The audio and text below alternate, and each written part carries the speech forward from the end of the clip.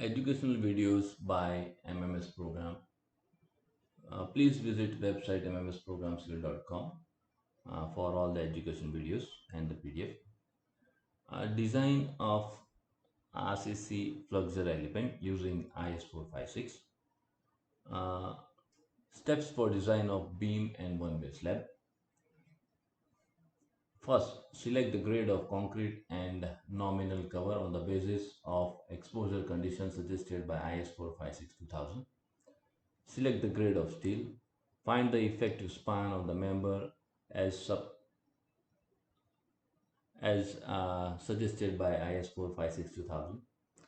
Select the appropriate width and depth of beam in case of slabs, that is one-way slab or two-way slab. We take 1 meter design strip as your width.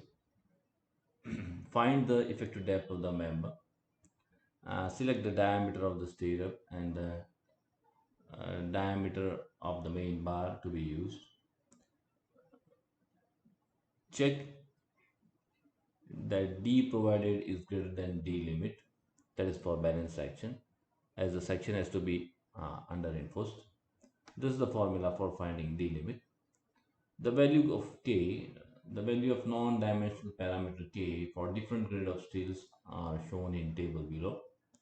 For different grade of steels, the different values of K are displayed in this table. Determine the area of tensile steel required. This is the formula for finding this tensile steel required. This formula is applicable to prismatic rectangular under reinforced, that is singly reinforced section. Calculate the actual AST provided. Find the percentage of steel. Do the check for one-way shear. In this chapter we will not include this, okay, we will see later on when we take up shear. Do the check for deflection. This is the formula given in the code for doing the check for deflection, right? So let us start with a problem. Okay, so for theory, please refer to this is chapter 3 part 2. For theory you can refer to chapter 3 part 1 video. Okay, problem 1, design problem. A 230 mm wide singly reinforced beam of grade M30 is subjected to ultimate moment of 100 kN. Design the section using 0.8% steel and using grade Fe415. Exposure condition is severe, right? So for severe conditions, you can get the minimum grade of concrete to be used and nominal cover from IS 456 2000. So you can use this table. For severe, you have to use at least M30 and the effective minimum nominal cover in mm should be 45. Okay, so let us start with the calculations. Right, fine. For severe condition, a minimum nominal cover required is 45 mm, as we just saw, equating tensile and compression force for the balance section. C is equal to T. This is what we know. This is force C for balance section. This is force T for that is force T is tensile force due to steel for balance section. Okay, now over here XU limit and AST limit can be replaced. We know for balance section XU limit by D for Fe415 is 0.8. So XU limit is equal to 0.48 D, right? Fine. AST limit can be uh, replaced in form of PT limit B D by 100, where B is the width of the beam, D is the effective depth of the beam. Okay, so we can replace this two in this formula and we get this, right? So for the solving, we get PT limit is equal to 0.048 FCK. So PT limit is equal to 0.048 into 30. That is equal to 1.44%. So this is the PT limit, that is percent of steel required for a balance section, right? When your grade of steel is Fe415 and and grade of concrete is M30. So this is how you can build this table. These are different grades of steel. This is are different grade of concrete. So for Fe415 and M30, PT limit is 1.44. This is how we get, and other values you can calculate and find can be found using this theory, right? Okay. Now we are given that the percentage of steel to be used is 0.8%, which is less than PT limit. So our section is going to be underinforced section, right? We can use this formula for finding EST. This is very commonly used formula, or you can say uh, over here we do not know AST, but we know PT. PT is given to us, that is 0.8%. So we can replace AST by PTBD by 100. And solving this equation, okay, we get D is equal to 411.35 mm. Let us round our D, that D is the effective depth, okay. So effective, we can round this out to 420 mm, right? Now once we have finalized our effective depth D, we can find AST using this formula, that is PT into B into D divided by 100. PT is 0.8. So this is the tensile steel required, AST required, right? Now let us provide two number of 20 mm dia bar plus one number of 16 mm dia bar. This is AST provided. This is the area of 120 mm dia bar. This is area of 116 mm dia bar. So the total area is 829. Okay. So 829 is greater than 772.8. So that's okay. And this is our AST tensile steel provided. This is tensile steel required. Area of tensile steel required. This area of steel tensile steel provided. Okay. Okay, now we have fixed our effective depth D, so we can find the overall depth.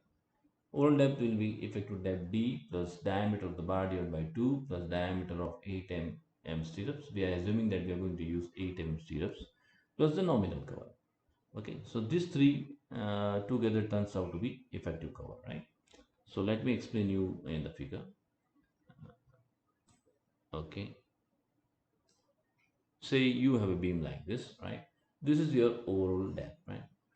Effective depth is known to us. Okay, okay, this is only applicable where you have one layer of steel and all the bars are of the same diameter. Then the CG of AST will fall at the center of the bar, right? At that time you can take CG is at the center of the bar, right? So now you can take as your effective depth plus distance d by 2. D by 2 is the diameter of the bar, right? CG is at the center of the bar. So d small d plus d by 2 plus the diameter of the stirrup plus the nominal curve. Okay, when you add this up, you get your capital D. Okay, say if there were two or more layers of steel, okay, then you will have to find the actual CG of the AST, and your overall depth will be effective depth plus the distance from CG to the bottom face of the beam. That is your effective cover, right? In our case, we have only one here, so we can use this, right? Okay, fine. Now let us move further. Okay, fine. So this is how we get our capital D as 483. We can round this off to 500 and give our beam size as 230 by 500 mm for execution. Okay. Okay, now let us see another type of problem. Design a interior rectangular beam supporting a continuous one-way slab. Sorry. This is a beam which is supporting a continuous one-way slab. There is one slab over here, there is another slab over here. Okay. This is an interior beam, right? And this beam is supported on 9-inch wall on either side. The spacing between the clear spacing between the wall is 6 meters, right?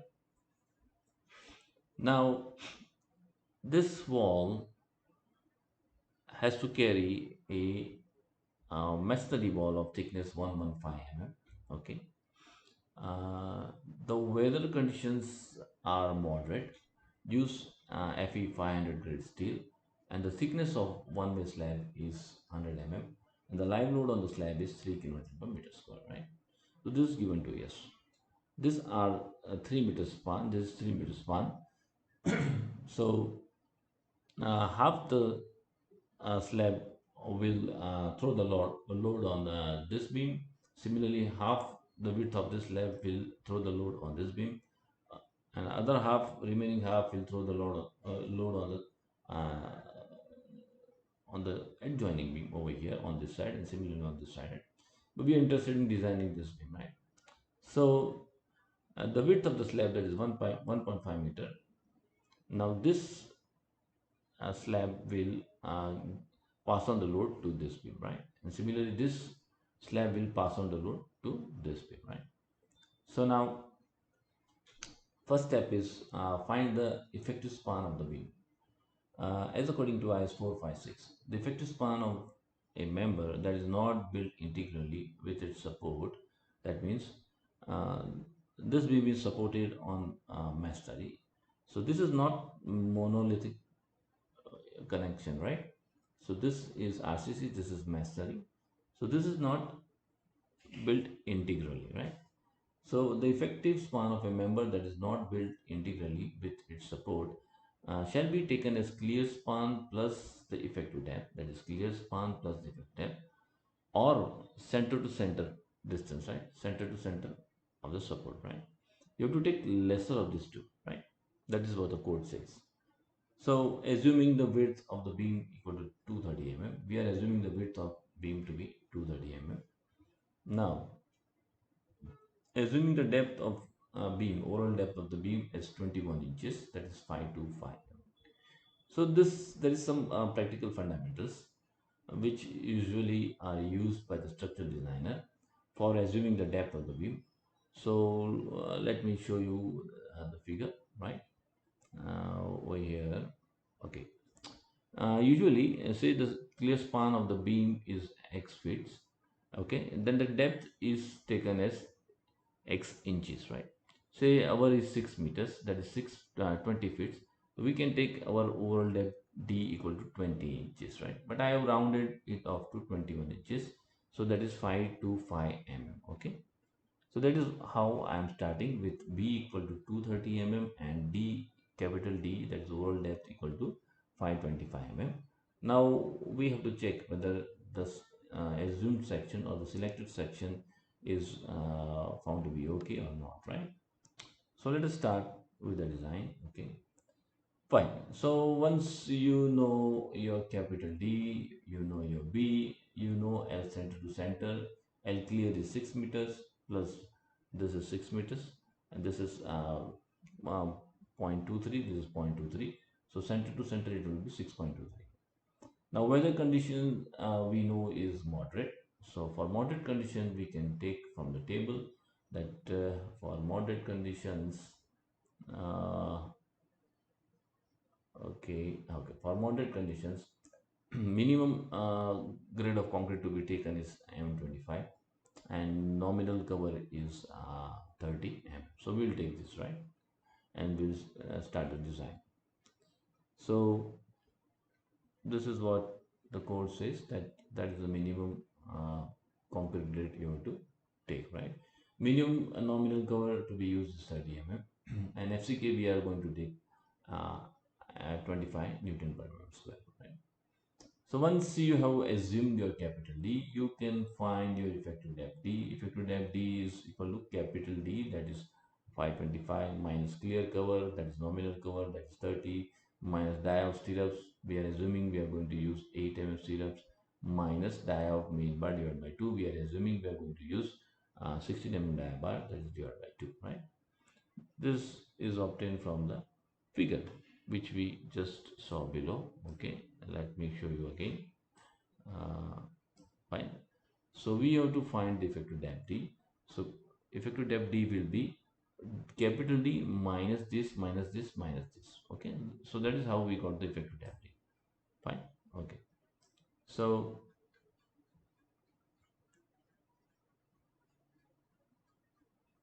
coming to the next point, right? Right. Okay. So this is how we got our effective depth D equal to 479 mm, right? Now we know D, so we can find L clear plus D. L clear we know is 6 meters. D we know is 479. So that is equal to 6.479. Now your uh, effective span will be lesser of these two. So less is 6.23. So you have to take your effective span as 6.23 meters, right? Now calculate the loads on the beam, right? So we can see from the figure, this this slab will pass on its dead load on the beam. This slab will pass on the finished load on this beam. This slab will pass on the live load on this beam. This slab will pass on the furniture partition load on this beam. Similarly, this slab also will transfer all those loads. Then you will have the dead bit of beam. Then you will have the dead bit of masonry, which with thickness 115 mm, which the beam has to carry. Okay, so that is what all is calculated over here, right? For self-weight of slab, 25 kilonewton per meter cube is the density of RCC into zero point 0.1 meter is the thickness into 1.5 meter is the width, right? That is 1.5 meter is the width. We have to find the load applied to be applied on the beam in kilonewton per meter, that is UDL, right? So this is equal to kilonewton per meter, right? This into this, that is equal to 3.75 kilonewton per meter, that is the UDL falling on the beam, right? Similarly, for a floor finish weight, 1 kilonewton per meter square into 1.5 is the thickness, sorry, width of the slab. So that is equal to 1.5 kilonewton per meter. That is the acting UDL on the beam. Okay, that is passed from one of the slab, right? Similarly, dead load of furniture partition wall on slab, that is 1 kilonewton per meter square is the load to be assumed. Okay, into 1.5 is the width of the slab, that is equal to 1.5 kilonewton per meter is the UDL passed on to the beam. Similarly, dead weight of 115 mm thick masonry wall of 3 meter height, then 20 kilonewton per meter cube is the density of the brick masonry wall into 0.115 is the thickness into 3 meter is the height, that is 6.9 kilonewton per meter. That is the UDL which will which will be passed on the beam due to this wall, right? The self weight of beam is found to be 3 kilonewton per meter, right? And live load acting on slab is 3 kilonewton per meter square into 1.5 meter is the width. So that is equal to 4.5 kilonewton per meter, right? So this is how we find the loads in kilonewton per meter, right? So this is a table: self weight of slab, floor finish weight, furniture partition load, weight of 115 mm thick wall, self weight of beam, and plaster load you can take as 1% of this dead loads, and this is live load, right? Okay, so number of repeats. There are two slabs, right? There are two slabs, one and two. So the dead load coming is from the two slabs. Floor finish weight is coming from two slabs. Furniture partition load is coming from two slabs. Weight of wall is one, okay, and self weight of beam is one, and live load coming from the slabs, two slabs, okay. Live load is coming from two slabs, so it's two. So this is the load factor 1.5, which is multiplied with dead load and live load. So total load turns out to be 44.478. I am rounding it out to 44.5, right? 44.5 kilonewton per meter is the UDL acting on the beam. So the maximum moment at the center is WL square by 8. So that is equal to 215.9 kilonewton meter, right? Okay, now next step is check for the effective depth provided. Okay, so we know D limit is can be found by this formula, that is for balance section. Value of K we can get for Fe500, it is 0.133. So this is equal to 531.33. But we have provided effective depth as 479, which is less than D limit. Okay, so the section is over reinforced. Okay, so which is not enough. So we will have to revise our depth. Now we will assume new depth as 600 mm. Okay, so as we are increasing the depth of the beam, the self fit will increase. So the new self fit is 5.175 kN per meter. So the total load, again design load, will be increased, and now it is 45.125 kN per meter. So find your revised moment, that is 218.93. Find your revised D limit, that is 535. Now you can find your revised effective depth D. You now choosing capital D is 200, right? 600, right? So now a new effective depth is 554 mm. Now this 554 is greater than 535, so that is okay, right? Now determine the area of tensile steel required. You can use this formula. So from this formula, the steel required, tensile steel required is 1098.36 mm square. Now we will provide 3 number of 20 mm die bar plus 1 number of 16 mm die bar. So this is the area of 120 mm die bar, this is the area for 16 mm die bar. So the total tensile steel AST provided is 1143 mm square, which is greater than 1098. So it's okay. Now you have to check that your steel should not be less than EST minimum. This is formula given in the code. So EST minimum is found to be 216.6 mm square. We are providing 1143 mm square, so it's okay, right? Okay. Then you also have to check that your steel should not be greater than 4%. That is the maximum allowed percentage of the steel, right? So PT is found to be 100 into AST provided due to BD. So that is equal to 0.897, which is less than 4%. So our section is overinforced. It is well within the limit. Okay, so it's fine. Now next thing we have to check the distance between the bar, that has to be satisfied. That is to satisfy the AS code criteria. Okay, so let us find the clear distance between the two bars. So our width is 230 mm. So 230 mm minus these two side covers, that is 30 mm. So 30 mm into 2 minus the dia of bars, two legs, right? So 8 into 2 minus the dia of 320 mm dia bar minus 16 mm dia bar divided by 3 spacing 1, 2 and 3. So divided by 3. So this is equal to 26 mm. Okay, so this clear spacing is 26 mm. Code says that the distance between the two bars should be at least equal to the larger diameter. The larger diameter is 20 mm, so this spacing should be at least 20 mm, but we are providing 26 mm, so it is greater than 20 mm, so it's okay and safe, right? So there are no chances that there will be weak bond between the steel and the concrete. Okay, fine. So this is how you can do the analysis of the section. Okay, for the known percentage of steel, you can directly get the moment of resistance, okay, that the section can carry. Okay, our percent of steel is 0.97%, right? For the corresponding moment of resistance is 224 kN per meter. Now we can do the check for deflection. This is formula given in the code. That is when the span is less than 10 meters, right? Our span is 6.23 meters, which is less than 10 meters. So we'll use this formula. L by D maximum is equal to L by D basic into KT into KC, right? So for simply supported, we know L by D basic is equal to 20. Now this is the graph given in the code for finding KT, and this is the graph given in the code for finding KC, right? Fine. Now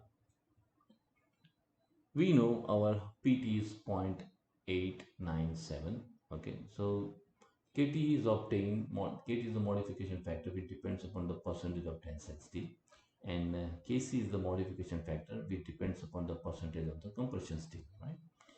So we know we have to first find the stress in steel. Okay, so this is a formula for finding the stress in steel, that is Fa is equal to 0.58 F5 into area of section of steel required and area of cross section steel provided, right? So over here we know this is required and this is provided, right? So we will put this values in the formula. Okay, so this is required, this is provided. So this stress in steel is found to be 278.68. So that falls within these two graphs somewhere. So just draw a line for PT equal to 0.897 and get the corresponding uh, KT, right? Okay. So KT is found to be 0.87. Okay. In case of compression steel, there is no compression steel we are providing. So when the compression steel provided is 0, we take Kc is equal to 1, right? So now put the values of LD basic is 20, KT is 0.87, Kc is 1, this is equal to 17.4. Now L by D actual, this is effective span is 6.23 meters, effective depth is 554 mm. So this is equal to 11.245, which is less than 17.4. So this satisfies the deflection criteria, right? Okay. Uh,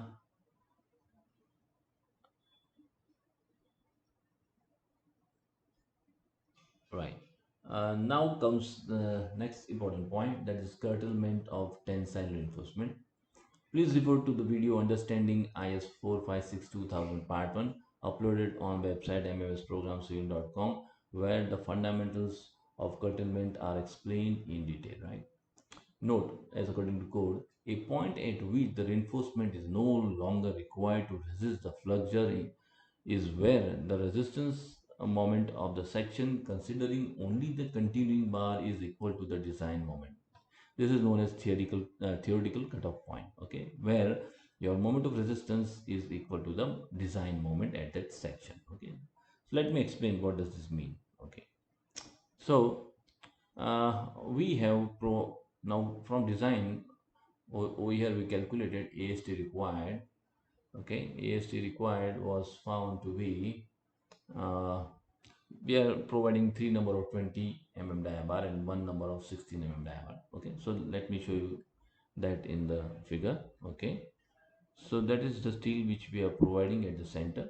This is 320 mm plus 116 mm diabar, right? So then we can calculate a table where you can find the moment at different distances, that is 0 0.3, 0 0.6, 0 0.9, 1.2, 1.5, 1.8 and so on up to the center of the beam. Similarly 0.3, 0.6, 0.9, 1.2, 1.5, 3 and at the center of the beam, right?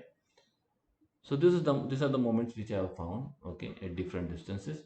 These are the corresponding steel required, tensile steel required for the corresponding moments. Over here I have written as 217 because the steel required was less than AST minimum, so you have to at least provide AST minimum over here, right? Okay, but finally we cannot provide steel in this manner. There has to be some symmetry. So we are providing three number of 20 mm diabar plus one number of 16 mm diabar up till a distance 1.2 from the support, right? Well, over here we can see, okay, the moment is 134.3 and the corresponding and the continuing bar are two number of 20 mm diameter, right? So the corresponding moment of resistance should be equal to the design moment. That is what code says, right? Okay, so this is 1.2, this is 1.2. So this is a theoretical cutoff point where you can curtail one number of 20 mm diabar and 116 mm diabar and continue only two 20 mm and two 20 mm diabar, right? So code says that whatever moment of resistance you get due to this continuing bar, these are the continuing bar, that is 220 mm diabar, should be equal to the design moment at this section, okay. That is what code says. So that is what is also obtained in our case, right? Fine.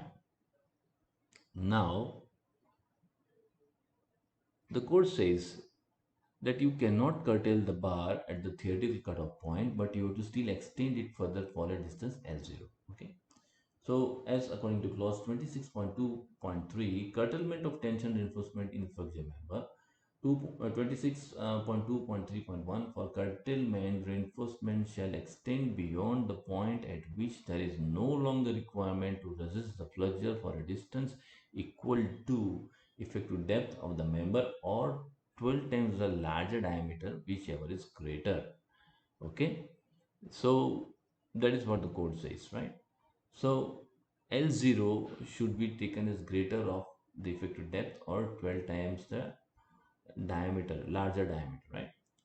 So that is why you have to extend. You cannot curtail this 120 mm and 116 mm diabar over here, but you have to still further continue it or extend it to a distance L0, right? That is what code says. There are some specific uh, limitations, or you can say some specific rules that how and where you should curtail the bar, right? Now, FLEXURE enforcement shall not be terminated in tension zone unless any one of the following condition is satisfied. Okay, this is very important. So suppose you want to curtail your bar over here, that is 120 mm and 160 mm diameter, you want to curtail over here. Then at this section, okay, the shear at the cutoff point, that this is cutoff point, right? The shear at the cutoff point does not exceed two-thirds of the permitted, including the shear strength of the concrete and the reinforcement, right? So say this is your, say your design shear at this section is V, then that should be less than two-thirds of the design strength of concrete plus the design strength of the stirrups, right? Another, if you want to curtail the bars over here, then you should provide extra stirrups over here for a distance of 3 by 4D, and the spacing of the stirrup should be less than this, and the area of the legs of the stirrup should be greater than this, right? That is the second point. And the third point is for 36 and smaller diameter of the bar, the continuing bar provides a double area required for the flexure at the cutoff point, and the shear does not exceed 3/4 of the permitted. Okay.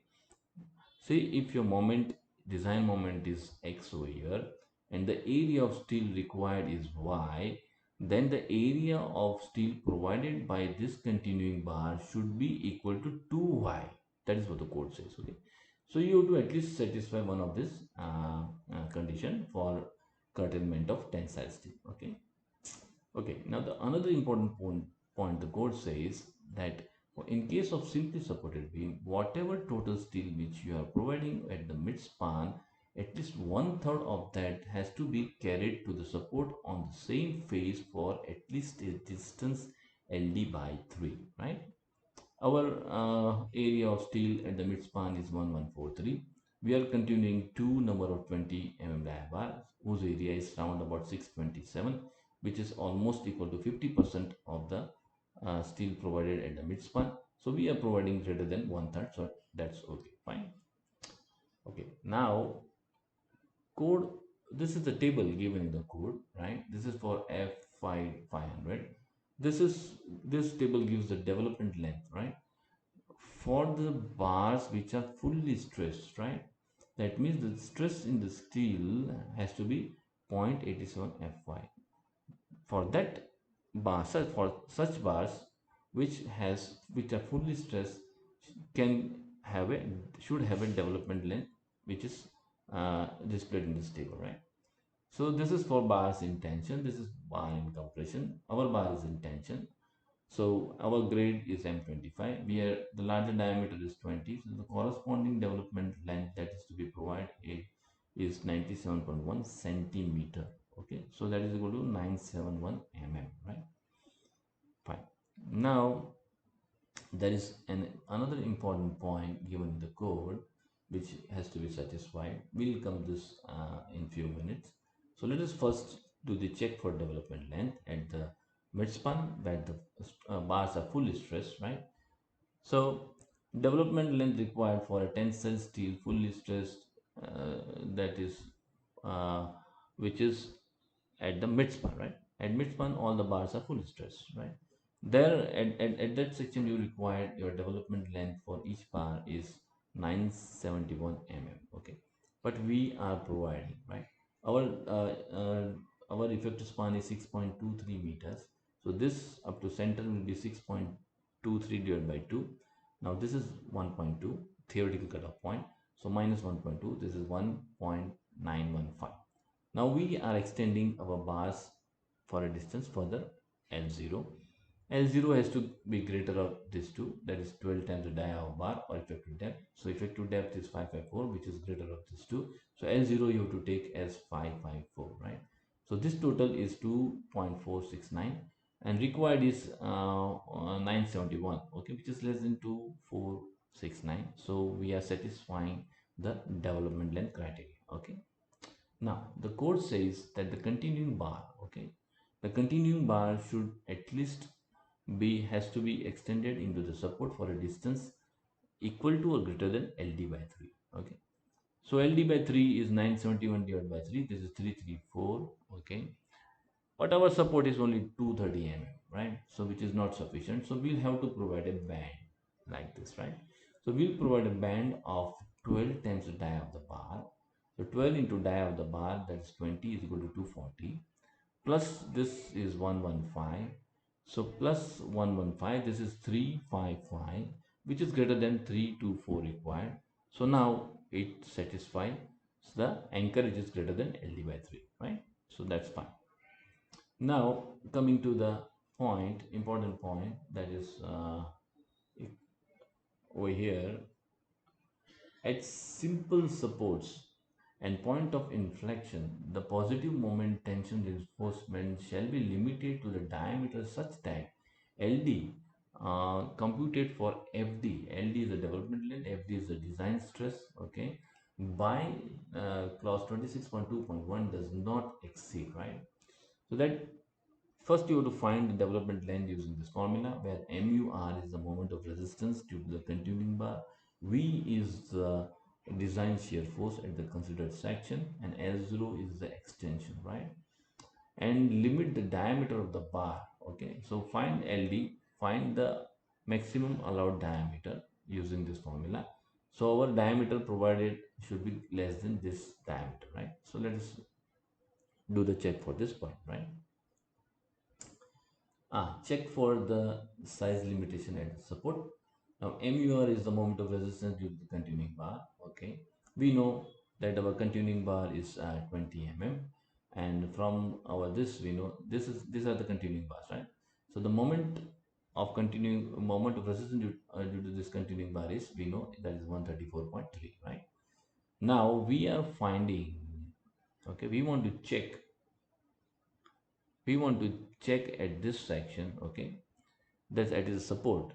At support, V is equal to uh, WL by 2, that is 138.6, and the moment of resistance at this section, the continuing bar are 220 mm diameter. So the moment of resistance due to continuing bar is 134.3, right? That is what we just saw from the table. So let us put the values over here. Okay, the code also says the value of MUR by V can be increased by 30% when the end of reinforcement are confined by compression reaction, which is found to be true in simply supported beam. So we will increase this value by 1.3, right, plus L0. So this is all which we know, that is equal to 1.813, right? So LD, we have to take this and we find the maximum allowed dia, which turns out to be 37.3. We are providing 20 mm dia at the support. Okay, so we are providing 20 mm by dia bar way. This continuing bars are 20 mm, right? And 20 mm dia bar is less than 37.3. So the diameter of bar which you have provided is safe and satisfy the code criteria, right? So this is how you do the design of beam, right? Shear criteria will be considered when we take up shear in the next chapters. Okay. Now problem 3, design of one-way slab. Design of one-way slab with clear span of 4 meters, simply supported on 230 mm wide beam at its edges. The live load is 3 km square, and the slab is exposed to moderate weather condition. Use Fe 500 grade steel. So this is slab. Clear span is 4 meters. We will take 1 meter design strip. Support width is 230 mm, right? Okay, effective span. The effective span for the member that is built integrally with the support shall be taken as center to center of the support. Our slab is RCC, and beam is also RCC, and the joint is all monolithic. So we will take center to center distance as our effective span. We are assuming design strip B as 1 meter. Effective span will be 4.23. In case of slab, the depth is governed by the deflection criteria. So we assume our effective depth using this formula. Okay, So base L by D basic for simply supported is 20. Now KT we will assume as 1.25. This is a very common value for with which the structural designer starts. Okay, for the assumption of the effective depth of the slab. So we will also assume the same, that is KT is equal to 1.25. As there is no compression steel in slab, so KC we will take as 1. So effective depth turns out to be 169.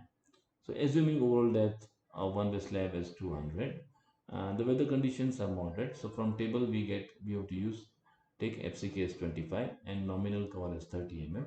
You can find the new effective depth when we are assuming capital D is 200 minus the capital D minus clear cover minus the diameter of the bar. We are assuming that we are going to use 10 mm dia bar as our main steel. So 10 mm dia divided by 2, right? So this is the effective cover for the effective depth for the bottom steel. Okay, there will be two effective depth, one for the bottom steel and one for the top steel. But as this is a one way slab, so the main reinforcement is at bottom. So just we are finding the effective depth for the bottom steel. Okay, so that is found to be 165 m, right? So now let us do the check. Uh, Now first, then we will find the loads, load calculation. Self weight is 5. Floor finish weight is 1 kN square. Dead load for furniture partition is 1 kN square. Live load we are given is 3 kN square. So I am formed this table. Okay. We can take plaster load as 1% of this dead load. And this is 1.5 factor to be multiplied with dead load and live load. So total load is 15.105 kN per meter square. Okay. Now this is the effective span 4.23 meters. Load is 15.105. We get the moment, maximum moment at the center is 33.78 kilometer meter. So you can find the D limit. K we know for FE 500 it is 0.133. FCK is 25. B in case of slab is 1000 mm. Okay, 1 meter strip. So the limit is 100.8. Okay, and we have provided 165, which is greater than D limit, so it's okay, fine. Now determine the area of steel required. This is formula we know. So for this is a required steel per 1 meter width, that is 501.352. Okay, where B is 1000, D is 165. So we are going to use 10 mm bar as main reinforcement. You can find spacing by this using this formula. There is width of the member into area of bar, that is which we are going to use, that is 10 mm, that is 78.5 divided by area AST, total AST required, right? So that is this. So we get the spacing as 156.57. We can round this spacing okay to 150 mm. We will provide 10 mm dia about 150 mm center to center, right? Okay, fine.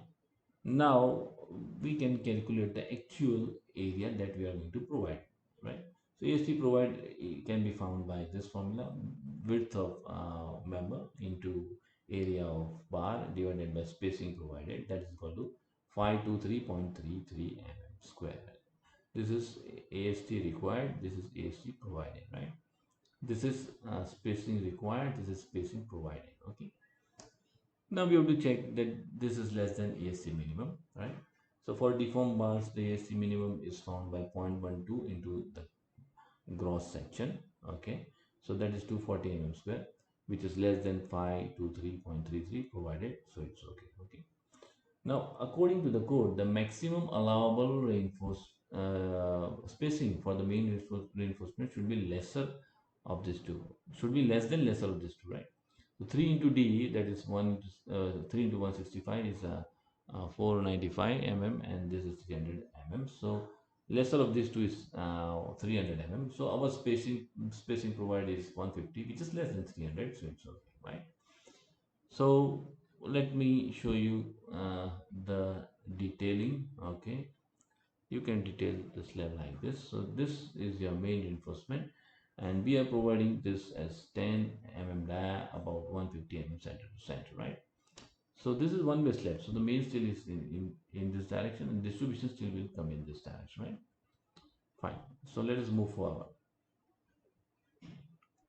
Okay, now this is a very important point. Okay, Below graph shows the analysis of a rectangular section, that is for slab. We can draw such graph, okay, where you can draw a graph for spacing versus moment, okay. This is the graph for 8 mm diabar when used as main steel. This is for 12 mm, this is for 10 mm, this is for 12 mm, this is for 16, this is for 20, this is for 25, right? So we are using 10 mm diabar, okay. So we'll take the red graph. Our moment is at 33.75. Just draw a line and get the corresponding spacing. That is 156.56 is the spacing required. By manual calculation, also we get the same, right? So instead of doing calculations, you can directly get the spacing over here, right? From the such graphs.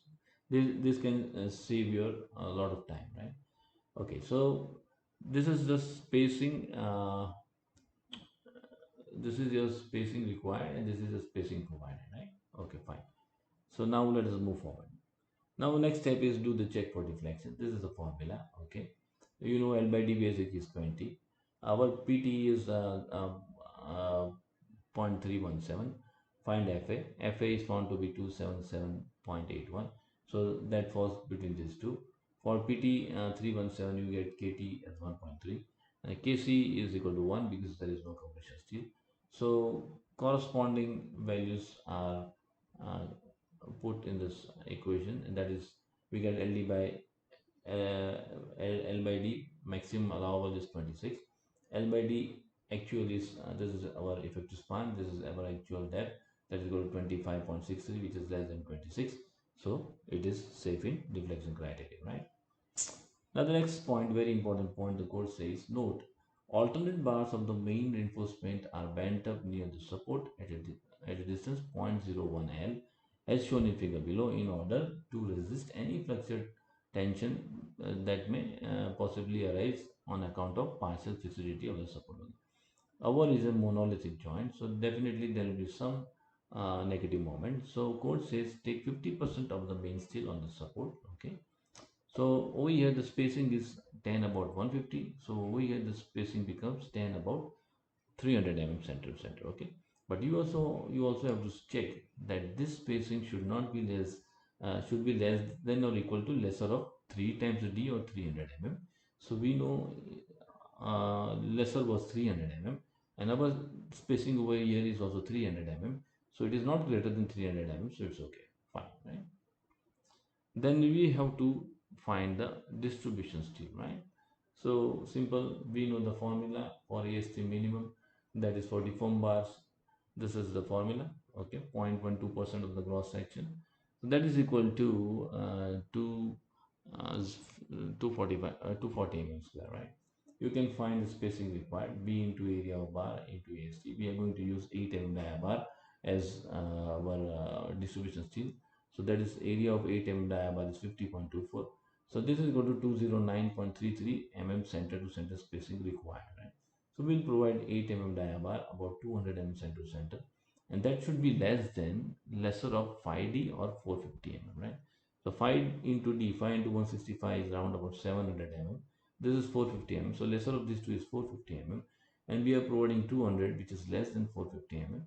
So it's fine. Okay. So this is how we can do the design of one way slab, right?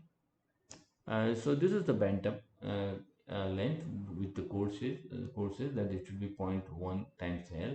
In our case, it is 423 mm. Okay, fine. So please visit website mmsprogramcivil.com for uploading the education videos and PDF. Okay. Please watch the following video uploaded on website mmsprogramcivil.com for the further solved examples, step by step design of simply WT and bearing depth beam for a 3D frame part 1. Okay. Hope you must have found this video useful. Thank you.